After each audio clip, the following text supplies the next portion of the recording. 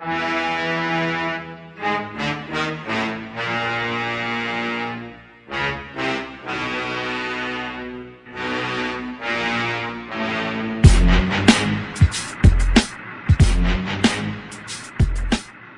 and gentlemen, it is the Big Jiu-Jitsu Show, member of the Pod Bros Podcast Network. Don't forget to go to podbros.com and find yourself another show you want to listen to. And don't forget to check out our sponsors, Trap and Roll Soap Company, quite possibly the best soap you can have right now. I've been getting filthy these past few weeks, and Trap and Roll has definitely kept me clean and kept the staph off my body. It's made by a veteran. He's a cool dude. You probably have heard him on the show, so support him. Go get some Trap and Roll soap. And Tape Armor, quite possibly the best tape you can put on your fingers. And don't forget to find all of our old shows at bjjshow.com. Buy a t-shirt, buy a patch. And this week I had a really cool guest on. I had Durkee, who's a jiu-jitsu practitioner from Northern Virginia. She talks a lot about cross-training, talks about her involvement in making some super fights, and we kind of go off the rails, but that's typically how our podcast goes. So I really hope you guys enjoy this, and stick around and for another episode next week. And I'll talk to you guys after the show. Insane. I was like, no, we're not canceling again. We're not changing it. Well, so actually, let's just go ahead and get the show started. Hey, everybody, it's Rob, the Lord Humongous from Big Jiu-Jitsu Show, and I'm here with the talented Durkee from North Carolina. And we've had some scheduling issues. Who cares? She's on the show. So, hey, Saida, thanks for being on. Hi. Actually, I'm from D.C., but I do compete in North Carolina quite often, so it's good. I'll claim them, too. I talked all this shit about doing my homework, and I fucked up like the first thing. Oh, my God. No, it's awesome. Okay, fair enough. So, D.C. area, spent some time there. Actually lived there for 2.5 years. I was in Springfield out there. That's not far. Yeah. It's a good time. So, why don't you tell the listeners a little bit about yourself, how you got started in jiu-jitsu, what you're doing in jiu-jitsu, and we'll just go from there. Hi, everybody. So I started jiu-jitsu about 2.5 years ago. I'm a blue belt. I had some weird ways of starting. I actually used to do martial arts when I was younger, and then did a whole bunch of other sports growing up.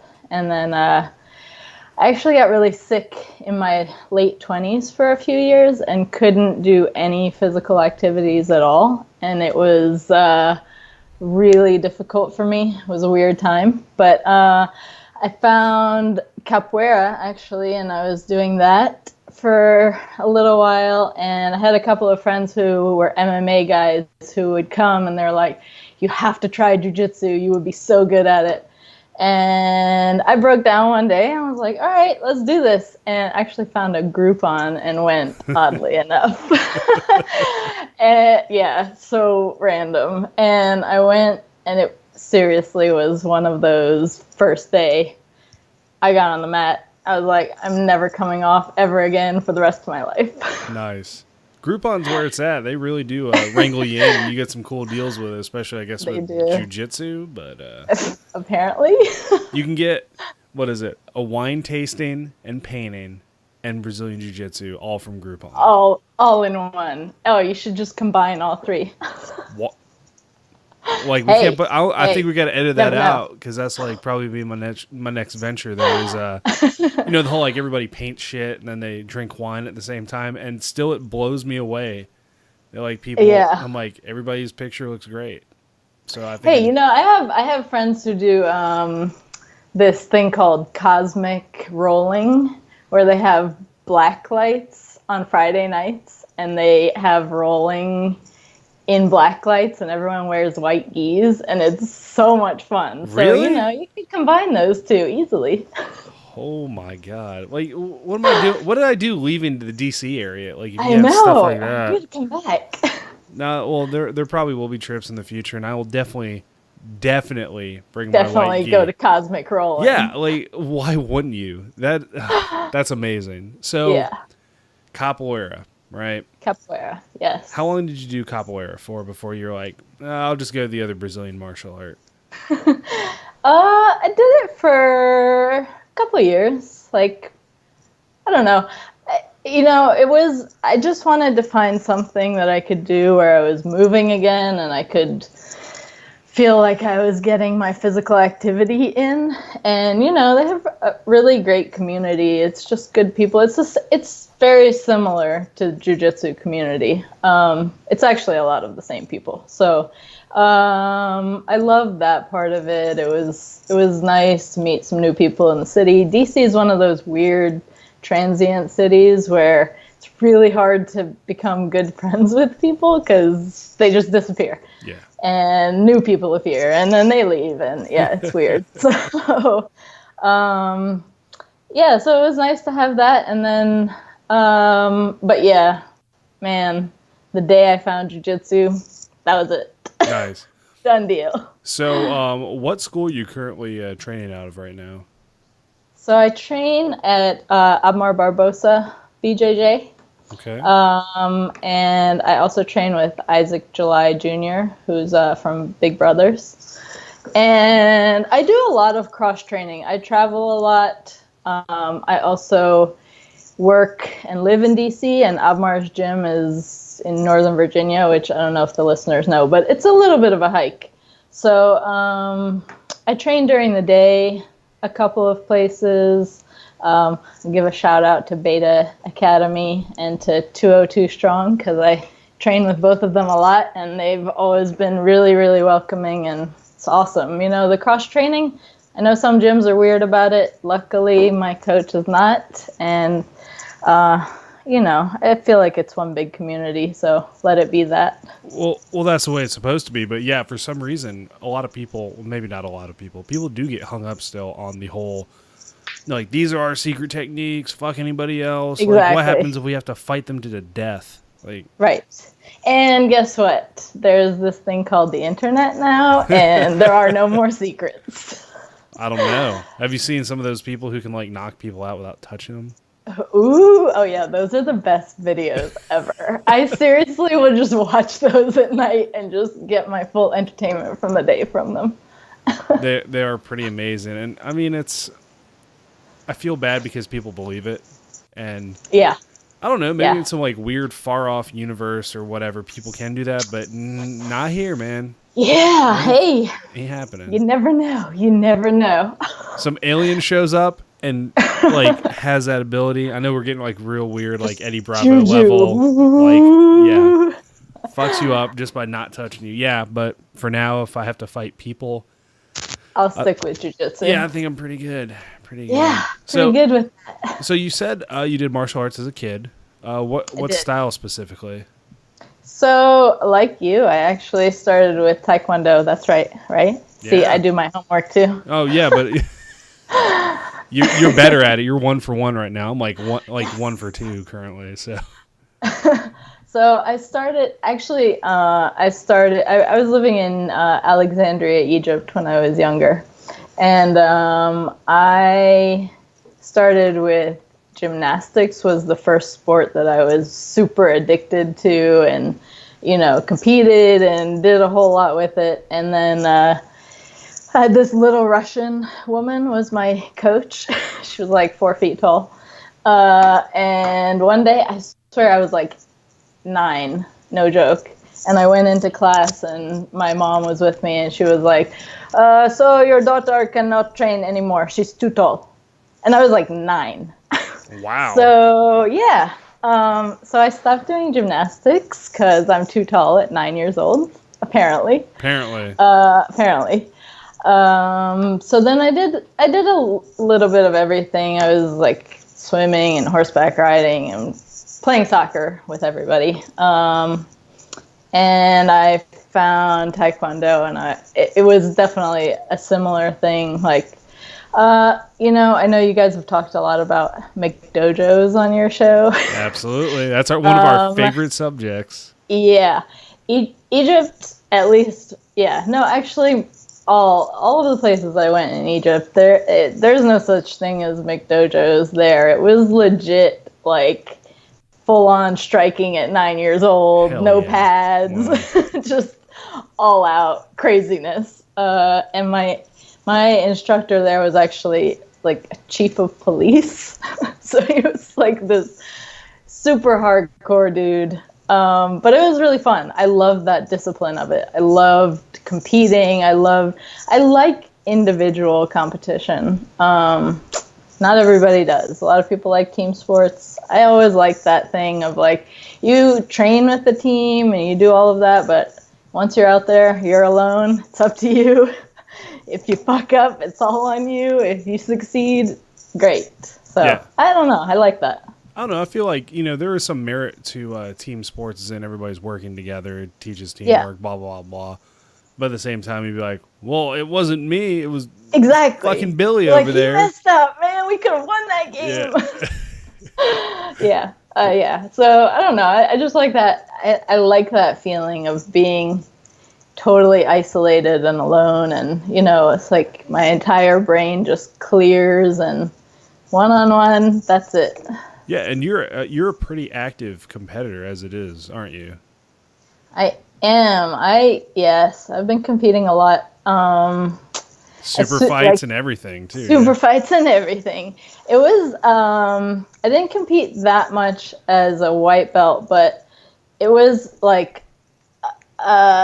complete, like straightforward. Go get every tournament, every fight I could the minute I got my blue belt. It was crazy. So I went to Pan Am's like 3 or 4 weeks after I got my blue belt and I won. So I was like, okay, I'm going to take this and go with it, and just have been competing ever since. Say, obviously doing the right stuff if you're winning 3 weeks after getting a blue belt.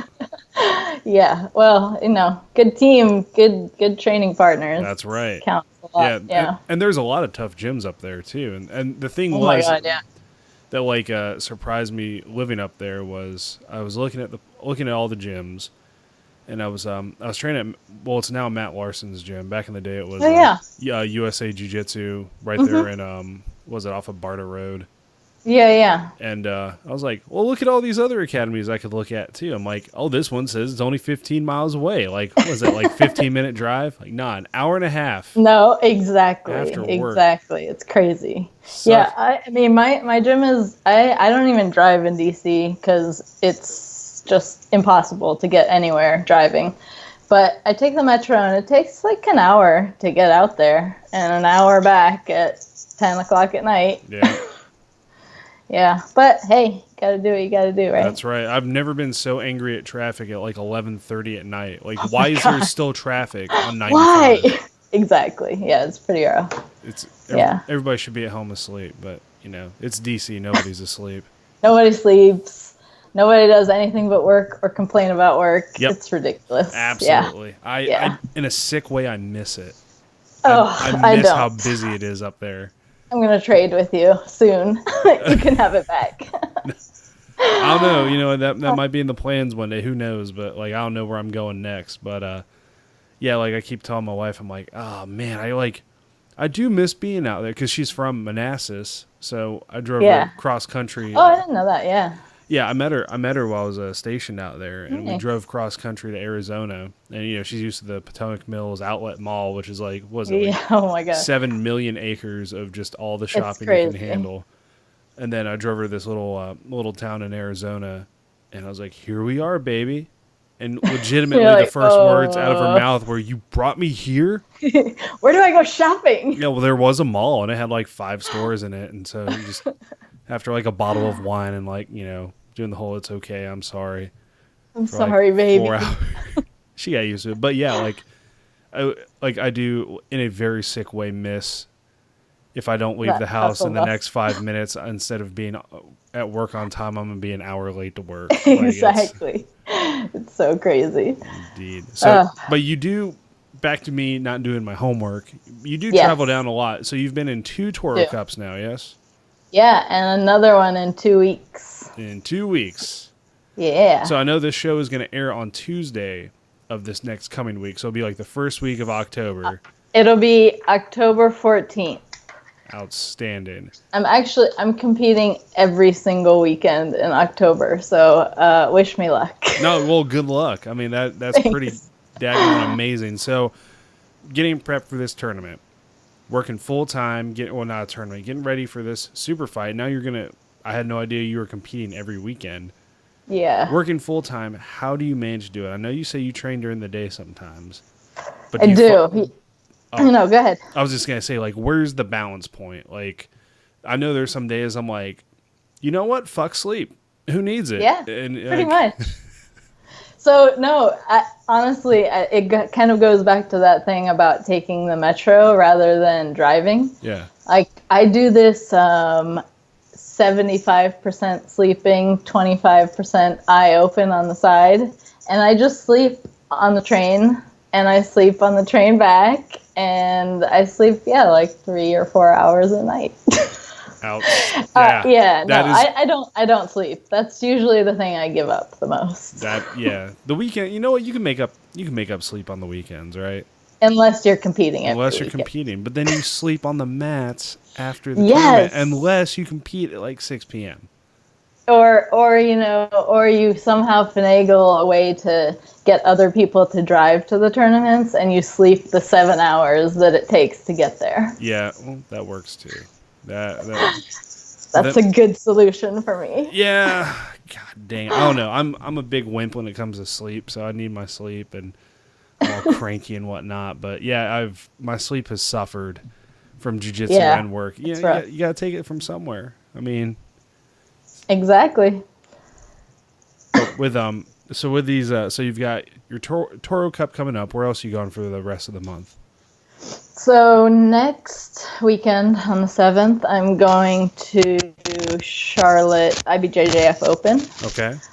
And then coming back to DC, and then turning back around and going back to North Carolina for Toro Cup.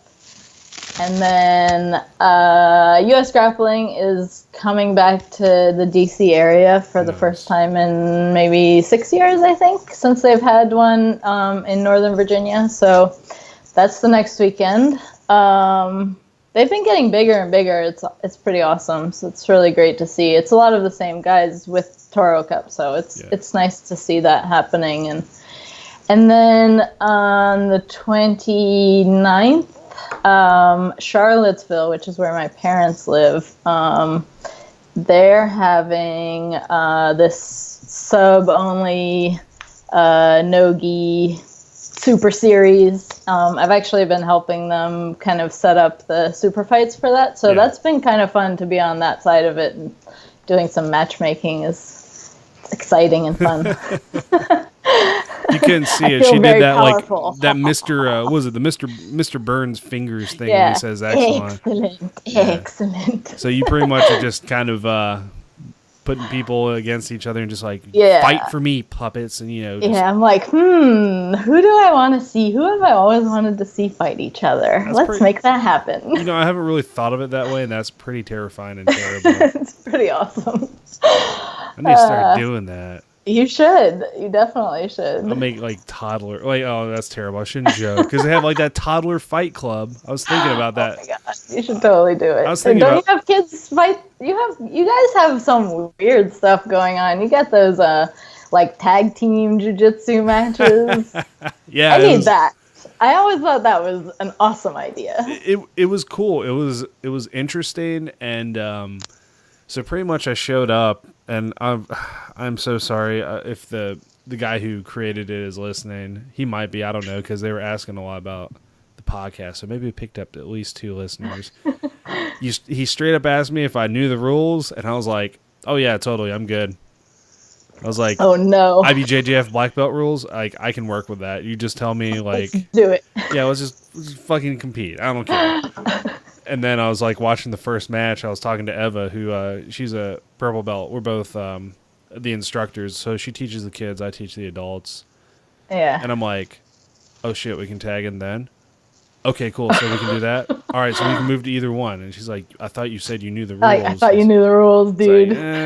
Like, it's. We'll figure it out. Yeah. We got second. It was pretty cool, and it was an experience. Awesome. Yeah. So it was not bad for the first. Like jump into doing some weird like I like that rule set. It was pretty cool. The no-gi, we didn't hang out for the no-gi one. We drove about 4.5 hours to get there. Yeah. And then for us to get back before something stupidly late we got out of there for Nogi, and it'd been the first time I competed in 2 years. Yeah. So it was kind of a fun and weird way to get back into it. Yeah, that's cool. Yeah, I've been looking at Germany and what's going on there. You guys actually have quite a few tournaments going on there. We do, and lately. Yeah, it's they got some cool stuff going on, and my schedule's kind of booked now as well. Not every weekend in October, mind you, but we're getting there with certain stuff. There's a couple tournaments this month I want to hit up, and I think it's time to really get back into competing. Yes, do it. Yeah, but like the stateside, we're getting there. Stateside, like you said, you guys have access to a whole bunch of stuff, and the community's real cool out there as well. Like I haven't really, aside from some other shenanigans with maybe one gym, but who cares about that? It's everybody, we're not even going to mention them because this podcast will not survive one lawsuit. So yeah, let's definitely not talk about it. Yeah, then. It's all alleged. It's all alleged stuff. Like of course, it's not real. Alleged. Yeah, absolutely. So you also, being the Jinja Ninja, yes, have we were talking about this too. This was like one of the first things I think we talked about because we what was it? Somebody said you put out a message looking for recommendations for people for jiu-jitsu in Wiesbaden. Oh yeah. And like somebody said, "Oh, Rob." And then it just turned into like I sent you a message. There were a bunch of people that recommended you, by the way. It was not just one person. They're all nuts. Don't listen to them. Don't listen to them. Like I'll just kidnap you and make you do a podcast. That's pretty much what happens when you come train in my academy.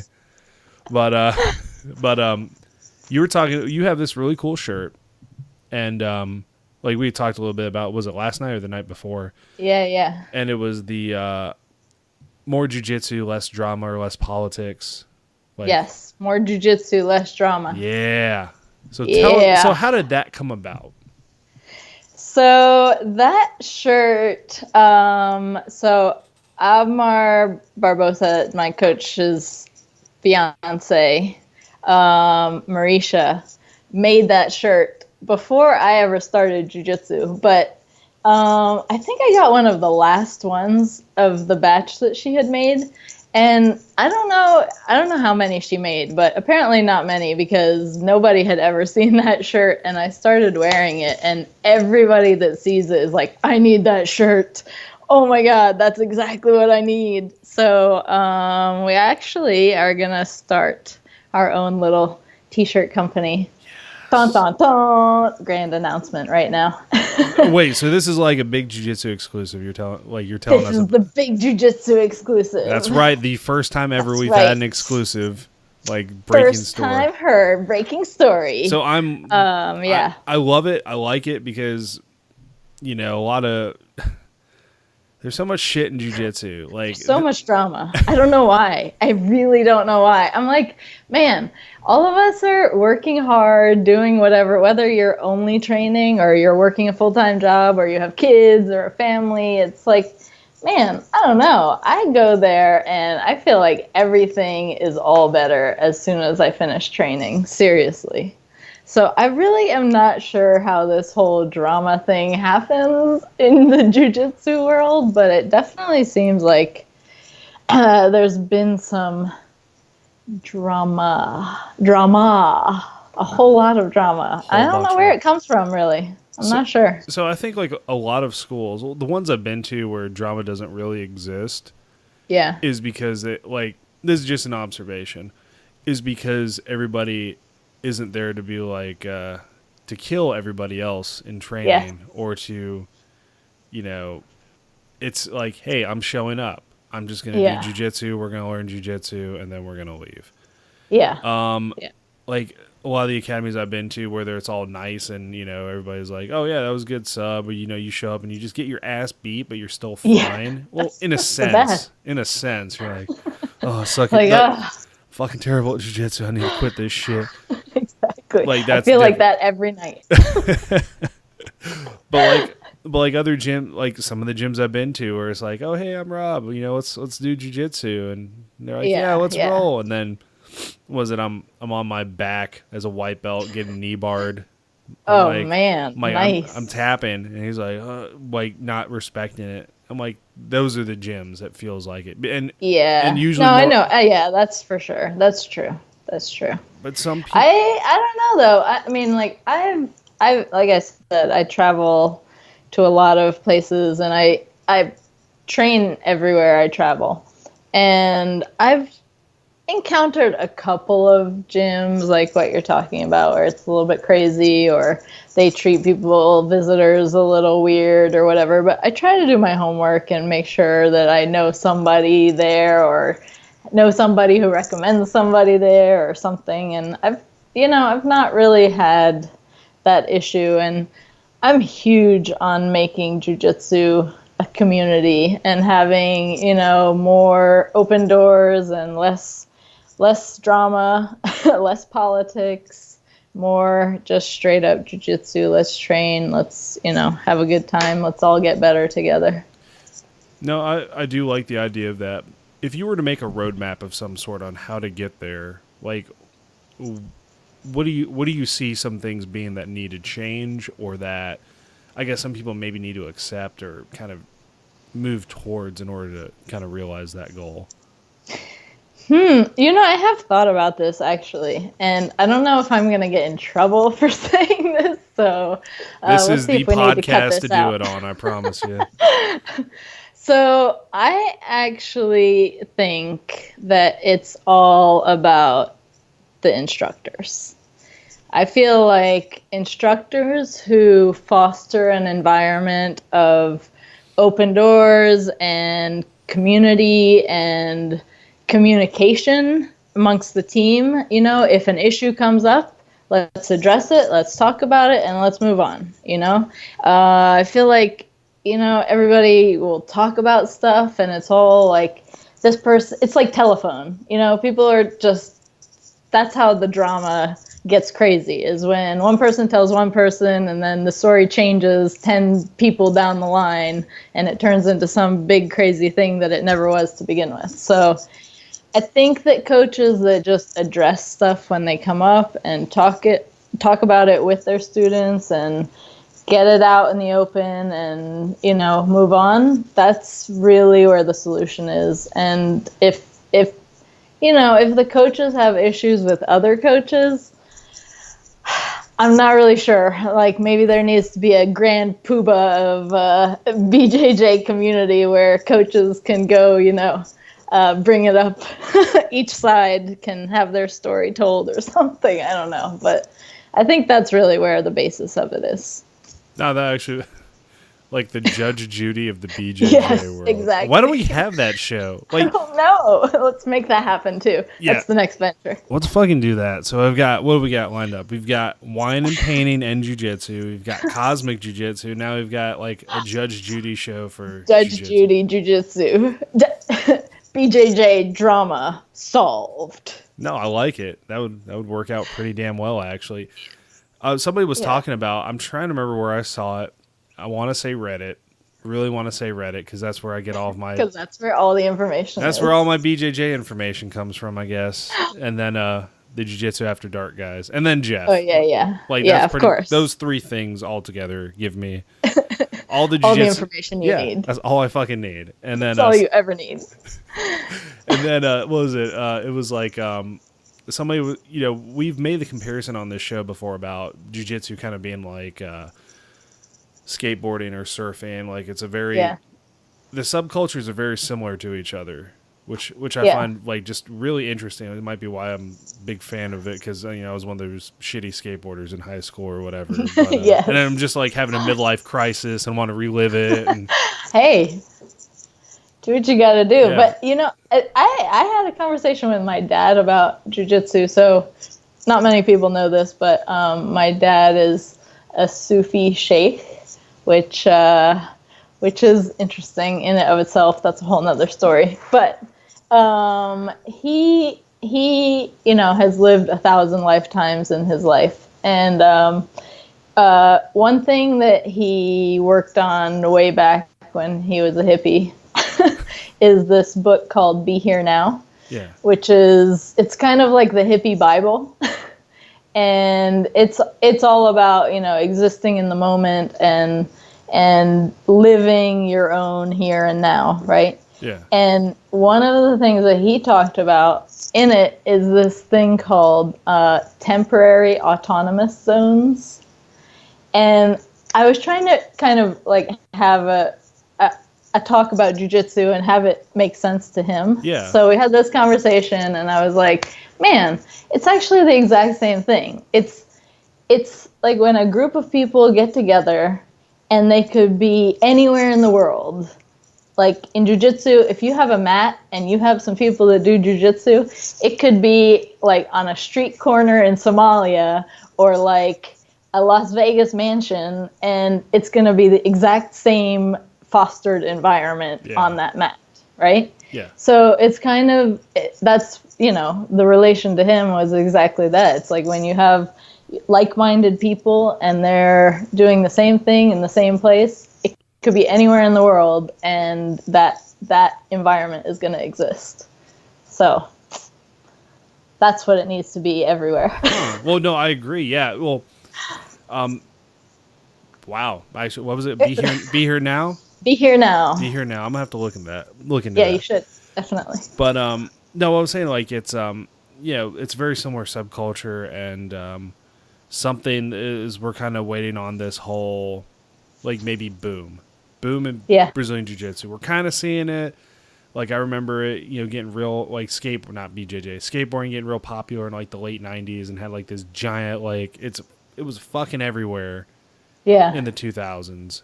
Like yeah, absolutely. I feel like we might see more of that, maybe depending upon like, a lot of people are getting into it. Maybe it's kind of like Elvis and karate back in the 70s, which is also one of my favorite pastime videos to watch videos of Elvis doing karate. It's pretty epic. Coked out of his mind doing karate. You should everybody who listens, watch it. Just look up watch it. Elvis doing karate, and you'll be like, that dude is high as shit doing karate. It is amazing. That's awesome. And like I'm kind of waiting for it, but we might see stuff like that. Like everybody did Taekwondo. Not everybody's done BJJ. Not everybody's at least familiar with skateboarding now. Like I feel like we're almost there. Like I feel like we are almost there. We are almost there. I mean, I don't know. I still definitely have almost anybody that is older than 50. If you tell them jiu-jitsu, they will still do like a karate chop in the air. Hi-ya! Yeah.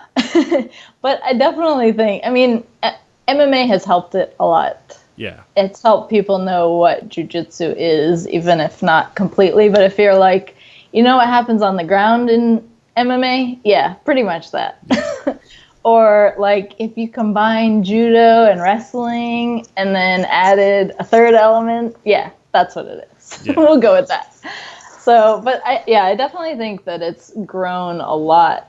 Just since I've been doing it, it's grown. And I hope, beyond hope, that that's a good thing and that it doesn't turn into this retarded, trendy lifestyle. Because honestly, jiu-jitsu is not for everyone. I know some people are like, oh yeah, jiu-jitsu is for everyone. I really, honestly, do not agree with that. It's not for everyone. It's terrible. I've had the worst injuries of my life in jiu-jitsu. My life has been turned upside down and sideways and backwards, and I would not change it for the world, but it's not for everyone. No, I agree to an extent. I think the jiu-jitsu like you and I train is not for everybody. Like a lot of the practical application stuff for like self-defense. Yes. I think, some people can learn stuff like that, but yeah. You and I walk into a gym, we're like, well, this is where we live for two hours tonight, and just have people like forget about everything else in your life. Yeah, that definitely is not for everybody at all. It's really not. Yeah, but yeah, as long as it stays true to what it is and doesn't, I listened to one of your, I can't remember who was on your podcast, but a while ago, who was talking about, like, the fact of the matter is with Taekwondo or karate or whatever, you can fake it.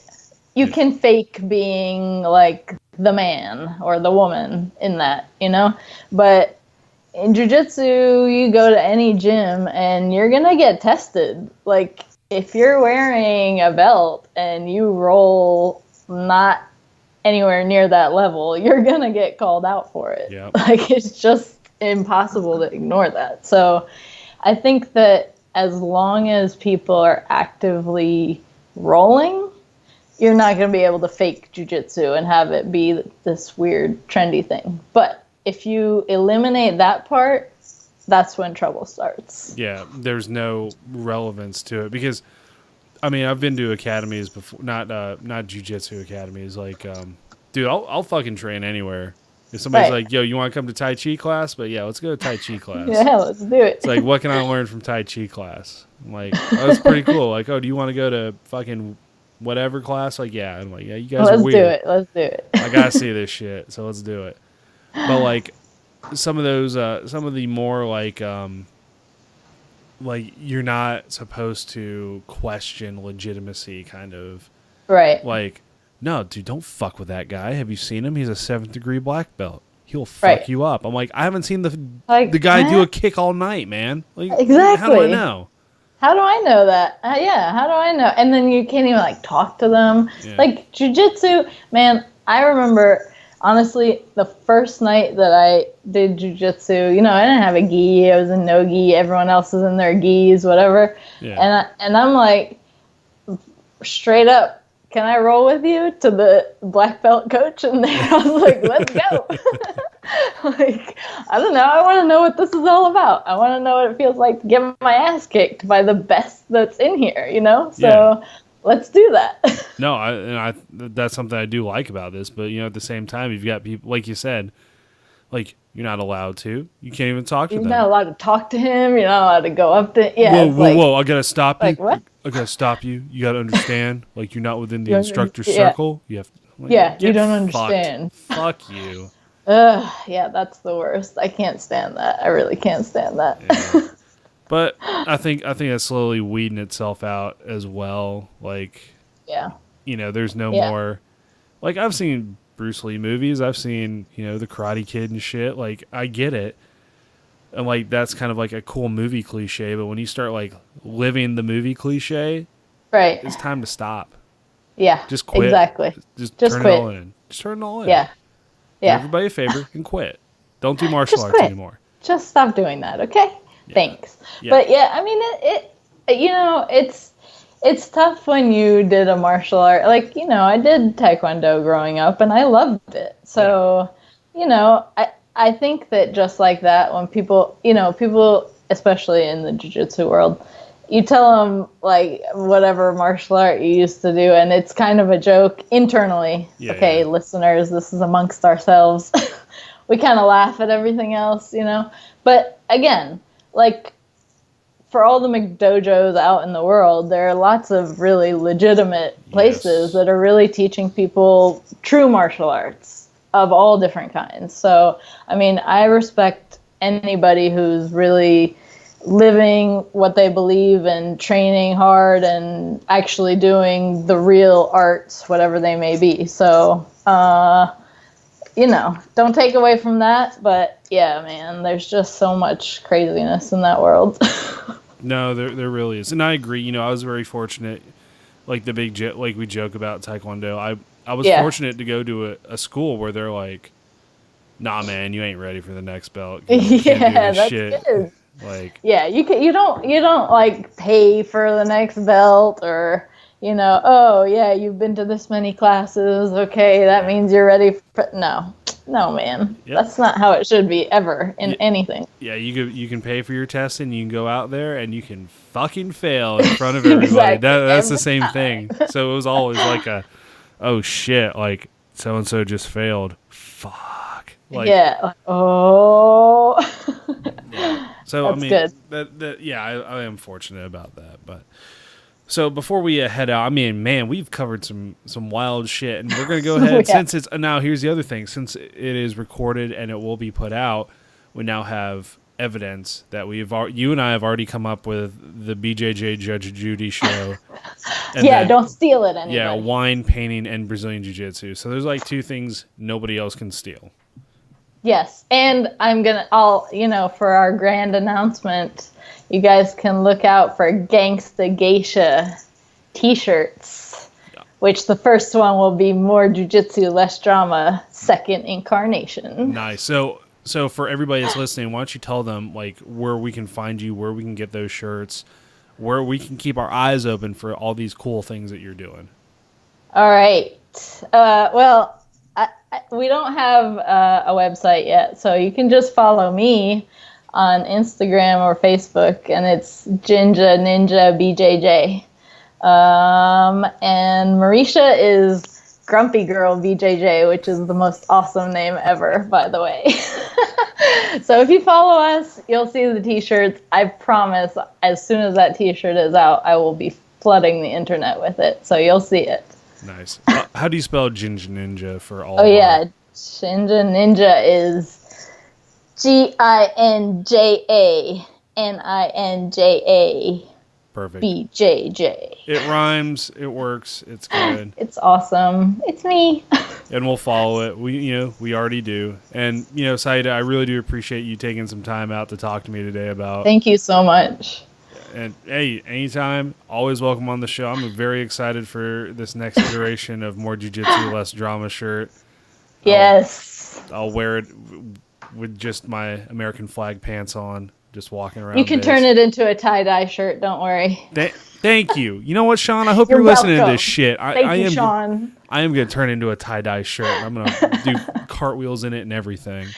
Awesome. And skateboard poorly. I totally am going to skateboard in it. And everyone's going to be like, yo, cool shirt, man. Where'd you get it? I'll be like, right here. That's right. Gotcha. So, hey, thanks again. And, you're always welcome on the show. And hopefully our paths cross as well. Like, I really hope that with all my guests. So, since Yeah, no. I'm going to be in Germany. I'm going to come hit you up. We're going to roll. It's going to be good times. And, let me give one more shout out. Yeah, go for it. Can I do the little thing at the end before I leave your show? Yeah. I wrote it down so I don't forget. No worries. No. So I just want to thank all my coaches and training partners above all, because I'm crazy and you guys put up with me and you make me better every day, and I truly appreciate it. And all the gyms across everywhere I've gone to that have opened their doors for me. More BJJ community, less drama. And I want to also thank Elite Sports and Jits Pins and Jits Revolution and Jits Soap, all the Jitses, and Therapedia DC that keep me whole every day. They're awesome. If anyone's in DC, you guys need to go check them out. And Guard What's Yours, which has some amazing T-shirts also. So you guys should check that out. That's all. Excellent. Good. I'm glad. Thank you for reminding me about that. I'm glad you got that in. Even though You're welcome. Do your job. I'm trying to do my damn job. It's like 10 o'clock at night here. Can I go to sleep now, please? You can go to sleep, old man. Thank you, you young whippersnapper. Ladies and gentlemen, thank you for listening. We didn't even cross that. Oh, yeah, no, we did. Yeah. That's fuck all. it. Yeah, there we go. Next time. Yeah, ladies and gentlemen, hey, I appreciate you all listening to the Big Jiu-Jitsu Show. Remember the Pod Bros Podcast Network. Don't forget to go to podbros.com and find yourself another podcast to listen to. And go to our website, bjjshow.com. We have a new shirt that is dropping soon. It is the just BJJ or Jiu-Jitsu shirt. That's it. That's all it says. You don't need any other fucking Brazilian Jiu-Jitsu shirt in your life. Just that shirt. And find all of our old episodes on iTunes. Rate us and review us. I'm Rob, and we'll catch you guys next time. Bye.